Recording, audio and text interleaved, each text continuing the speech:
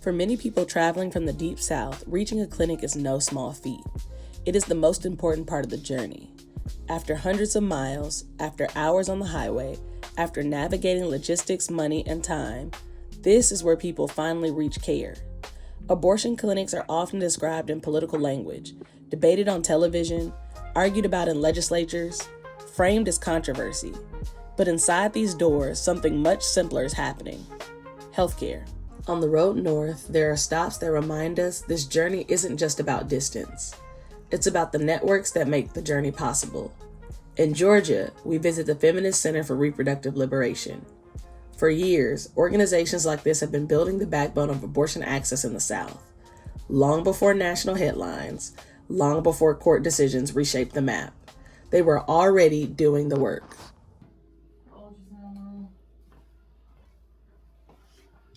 Very nice and cozy. So what states do y'all see people traveling from? Alabama, the whole South. So not as much South Carolina, because their law is very similar to ours with the 1-day waiting period and the 6 weeks. Okay. So mainly like west of us, so Alabama, Mississippi, Louisiana, Texas, and Tennessee.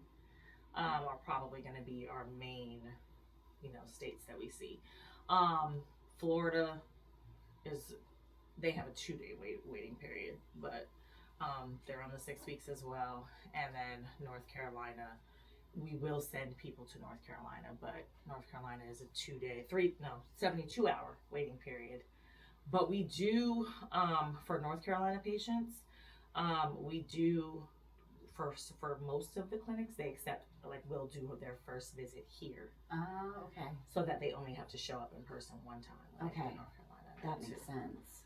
Yeah, so we do have a partnership for that. Okay, that's nice to hear. Let's say I come in here and I get an ultrasound. What would be the threshold when you would have to refer me out to North Carolina or another state? If we're able to detect heart tones. Okay, so it's not even about weeks. It's about heart tones. It's a heartbeat, Bill, technically. Right. So yes, we just say 6 weeks, but it's not 6 weeks because we see people at 6'2" with no heart tones. Right. But we see some people at 5'5" with heart tones. Yeah. Oh, that's really complicated and frustrating for people. Yes. Yeah. So we also we'll educate them on ectopic and the symptoms of an ectopic pregnancy, things to look for, things to call them out, because we just can't rule it out. Gotcha. We're not able to definitively know that it's a uterus. And so because of that, we have been diagnosing more ectopic pregnancies, because before we wouldn't be seeing patients this early. Yeah. So it would be so rare that we would, diagnose an ectopic. But now, because we see so many people at 4 weeks, we are catching those and sending them off to the ER, because we can't manage an ectopic here. Yeah. So we are, we do have partnerships, our providers work in a lot of the hospital systems here. And so they're able to we can link them directly to care and follow them and make sure that everything is, the care that they receive is phenomenal, and that we're able to follow up. They can come back here if they need to after, but for the most part, they're able to get taken care of at the ER. Yeah. So this building was opened in 2020. We've been around for over 50 years. We were in 3 different locations prior to moving here in 2020, which is pretty cool. This building was built for us, by us, in conjunction with a really great architect local to the area, to make sure that it's exactly what we need. So something that people immediately notice when they come in is just how warm and welcoming our lobby is. We wanted to make sure that our clinic was somewhere that people felt safe moving into when designing and building this. Since we opened this in 2020, that was before the Dobbs decision, so people were coming into this clinic for abortion care, and we wanted to make sure abortions weren't scary. Yeah. For decades, abortion providers have quietly built an infrastructure of care. Doctors, nurses, patient navigators, counselors, and security staff. Each person plays a role in ensuring patients are supported from the moment they walk through the door. This work is often invisible, but without it, access would not exist. Well, I'm Caitlin. I use she, her pronouns, and I am the communications and outreach lead. I care very deeply about bodily autonomy and the ability for us to determine when we want to have a family, why we want to have a family, to raise that family in the healthiest way possible, whatever way that looks like for each individual person. And choices empowers people to do that. Our name is Choices because we give you the choice to do whatever the fuck you want, right? That's why we have the midwifery model of care. That's why we are like give you every type of birth control option that you want under the sun. And that's why we had to open our second clinic in Carbondale, Illinois, right? So after the Dobbs decision, actually, to be quite frank, when the SCOTUS took on that case of Dobbs versus Jackson, they leadership here knew immediately it was going to get overturned. They knew immediately Roe v. Wade was going to get overturned. So they started looking into what it would mean to open a second clinic that would still be able to provide abortion care, and that's how they found Carbondale, Illinois. So we are still technically under the Abortion Cares Network, the only independent provider still operating out of Tennessee because we have that second clinic in Illinois, which is really cool. And again, with that same system of listening to the community, by the community, for the community, that whole clinic is run by locals from Carbondale. And we have now expanded our services. We are now a Title X clinic there. We truly just launched that last week. So people are able to get comprehensive sexual and reproductive health care at low to no cost now at our clinic, which is really awesome. Something else that's really cool about the Carbondale Clinic is once we opened our doors, we knew that we also needed to provide gender affirming care, which is incredibly helpful. We were actually the first clinic in the Mid-South to offer gender affirming care here in Memphis. And we wanted to make sure that we were still able to provide that care in Southern Illinois. Yeah. And once in Tennessee, I think that was 2023, our State Department overturned youth access to gender affirming care and hormone replacement therapy.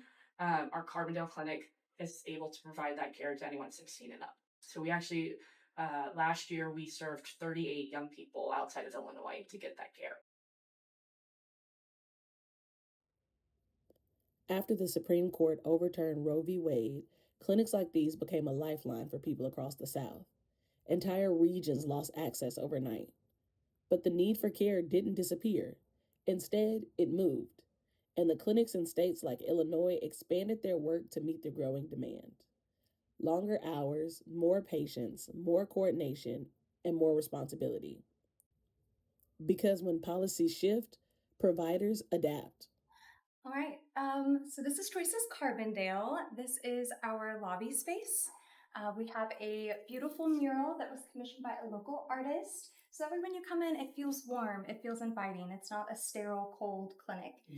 It feels like a space that you can be comfortable in. When we go through, we'll go through this hallway. So when you come in and you check into the front desk, one of the things they're gonna have you do is use the bathroom. And you have this beautiful hallway that you get to pass beside before you come to your first stop and getting your care and going through here to, take your urine sample and deposit that. All right. So we had just launched Title X Family Planning Services here in Carbondale at the Choices Clinic. And so that is like birth control, counseling, and options, and then you get that medication while you're here. That's also UTI testing and treatment, STI testing and treatment, HIV, testing, treatment, PrEP, all of those kinds of services. And I love that we're also a gender affirming care clinic. So people who are on HRT but are nervous about accessing birth control, they can talk to a provider that knows the scope of both of those things and make sure that they're getting care that is going to fit with their body and make sure that it's affirming to them while also keeping them safe. Making sure that people have access to services at a low cost, no cost rate is so important. Being able to access healthcare, especially in this day and age, it's becoming harder, but I love that this is a place that stands firm on making sure that people have that access and that it's inclusive and that it's equitable and that you feel safe and supported while you're here. All right. Well, hi. Thank you so much for letting us come in here and be here, especially because I know y'all have patients coming around right now. But we're here because we just want to capture a little bit more of what the patient experience is like. We have people traveling from Alabama and Mississippi. We refer to y'all all the time. We have people that get referred to us all the time. So I'm curious if you could share a little bit more about what the patient, what does the patient experience when they arrive? What does the whole process look like for them? Okay. So the patient arrives. Their ID is checked at the door by our security. They go to the front desk, check in, fill out some paperwork. Then they'll leave a urine. One of the medical assistants will call them back. We'll do an intake. They get some education on the medication. They see a provider virtually right now. And that's it. Okay. And do y'all do both medication and surgical abortion, or We just do. medication? We Okay, do both. cool. We do have a provider that comes about 4 or 5 times a month and does our surgical procedures. So it sounds like, do your doctors all travel into town, or do you have any like local providers? It's okay if you don't want to answer that too. That might feel No, it's sensitive. okay. No. Right now we do not have a local provider. Okay. They all travel. I think we had someone last week or the week before that was from like 2 hours from New Orleans. She drove 10 hours to be here. 10 hours. Did she do it all in one? All in one by herself. By herself? Did she at least stay overnight, or did She was turn our around? surgical patient that didn't come with the driver. Okay. Oh, I'm glad she stayed overnight, but Yeah. that's brutal. Yeah.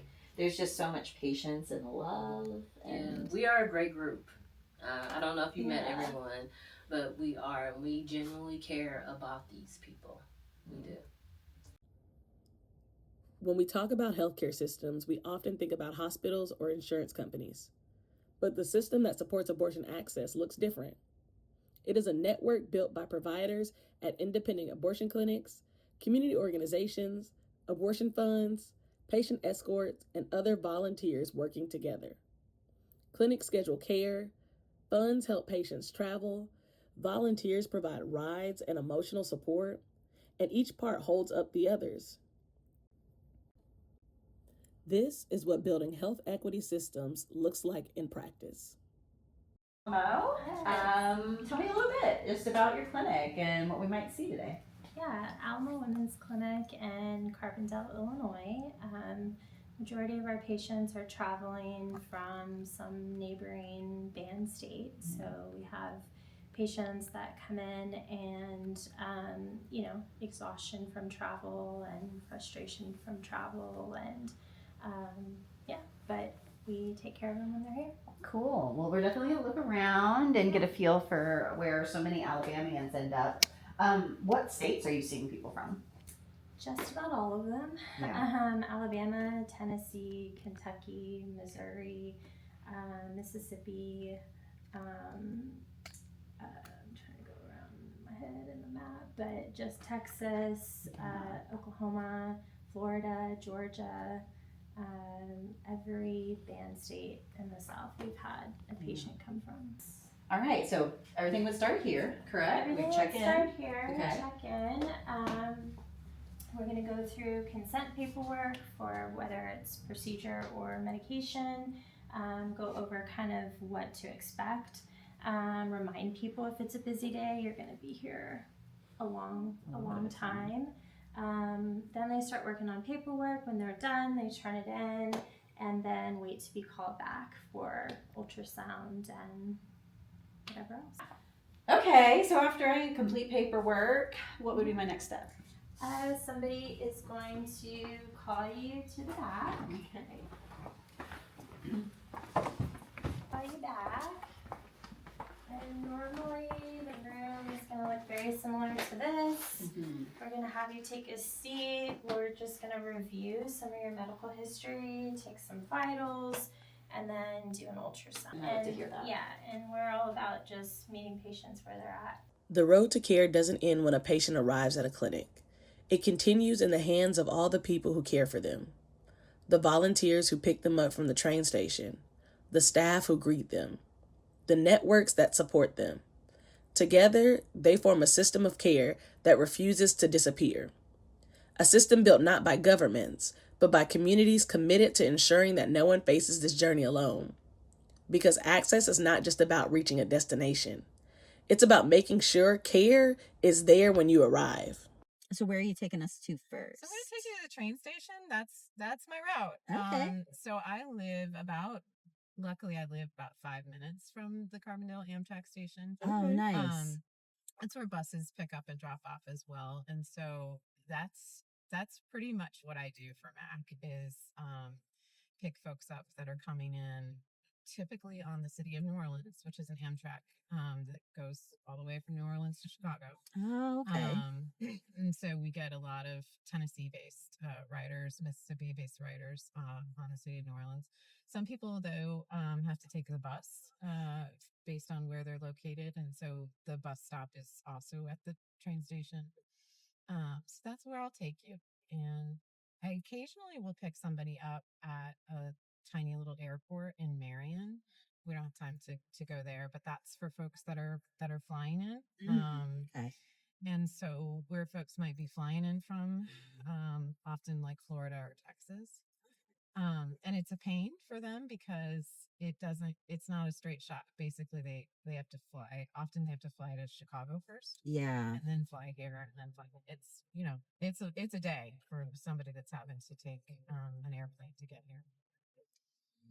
Where all of you picked people up from? Like where they come from, originated? Most of the folks that I'm transporting are coming from Tennessee, a little bit from Mississippi, Louisiana every now and then. So that's most of it. I don't volunteer as a clinic escort anymore, but I was a clinic escort for about 6 months at Planned Parenthood. Okay. And they're seeing everybody: Indiana, Kentucky, Missouri, Tennessee, Alabama, Texas. So those, we're seeing everyone here in Carbondale. And it's so interesting because, until 3 years ago, we didn't have any clinics here. And the closest clinic was in Granite City, which I think you're going to visit. Yeah, we're going tomorrow. Yeah. And so now we have 3 clinics. So usually it's a hotel on the east side of town. Sometimes it's in Marion, which is not ideal, honestly, for any of us because Marion's 20 miles away. Oh, yeah. So I'm picking them up at 3:00 in the morning and then I'm taking them another 20 miles. And that's if the train was on time. Then I'm taking them another 20 miles. And then they have to get an Uber the next day from Marion to. Oh, and that's probably like a $40 Uber. I don't know. I mean, MAC pays for it, right? So MAC's reimbursing him, but it's just like, will you get an Uber driver that's willing to come from Marion to? Right. Because it's not like we're a big city, right? So sometimes that is where I'm picking people up from, or taking people to, and sometimes there's Murfreesboro, which is just like 6 miles up the road. So gotcha. Inside the exam room, politics fades away. What remains is trust. A provider explaining a procedure, a patient asking questions, a moment of relief after days of uncertainty. These are the quiet moments, but they carry enormous weight. Because every patient who makes it here has already overcome barriers most people never have to think about.